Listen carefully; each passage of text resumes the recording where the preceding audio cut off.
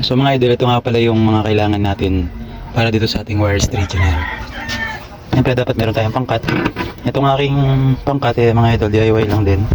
Ngayon kung mapapansin nyo, ano siya? Tawag dito, price lang yan na tinanggalan ko ng handle tapos nilagyan ko ng tubo. Ayan, para pag nag-cut, hindi na kailangan masyadong persado para putol agad siya. Kasi ito, itong mga to na i-boy tie natin, ang tali natin dito sa barena. Tsaka itong size 14 natin para dito sa mga tsaka dito sa mga nut. Ayan. Kasi ito mga idol, yung tinatanong nyo nga, ito yung pulley. Ayan. Ito yung yun nga dun sa may washing machine. Ayan, ganyan lang siya. Ayan. Bosch yan mga idol. So nagsasabi na madali daw siyang masira daw kasi daw hindi daw siya naka-design dito. Ito naman yun mga idol, di siya talaga naka-design dito sa ating wire straightener.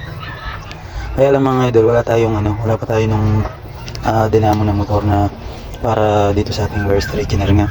So ito lang yung ginagamit muna natin. Ayan. Pero matibay naman siya mga idol, sinasabi nila yung bearing daw dito baka daw lumigay. Actually mga idol, hindi naman kasi hindi naman siya masyadong napupwersa dun sa belt niya. Ayan. Sakto lang naman siya, hindi naman nahihila yan. Pag uikot lang naman siya, yun lang naman yung tawag dito. Yun lang yung nagiging pwersa niya. Ayan.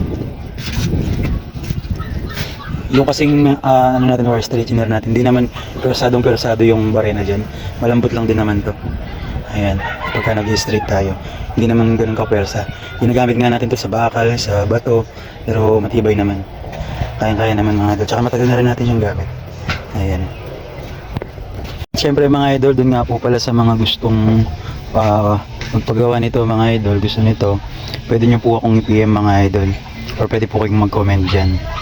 And then syempre mga idol, dun naman po sa gustong mag-DIY, ayan, pwede din po kayong mag-comment dyan sa baba. At syempre mga idol, pwede nyo rin akong i-PM. Ayan. Siyempre dun nga rin pala sa nagtatanong ano pala yung ginagawa natin, bakit pa natin daw ini-straight yung alambre, yung wire.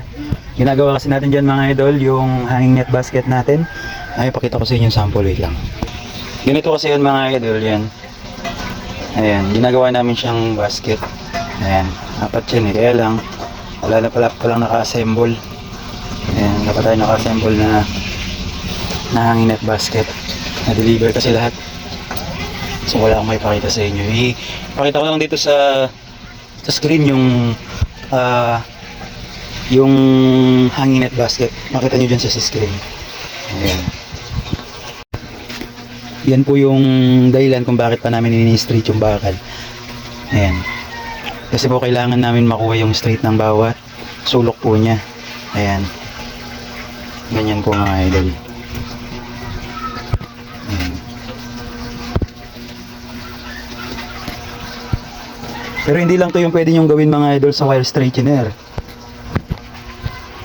Pwede rin kayong gumawa ng mga cage, mga lagayan ng mga drying net nyo, yung mga patuyo ng mga isda. Ayan, pwede din kayong gumawa yan mga idol gamit ito.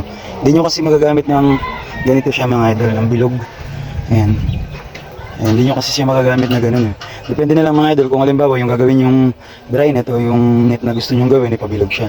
Pwede naman, kaya meron kayong project dito sa galvanized na wire na pabilog siya. Halimbawa ng mga ring frame ng mga tawag dito, mga lampshade, pwede yan.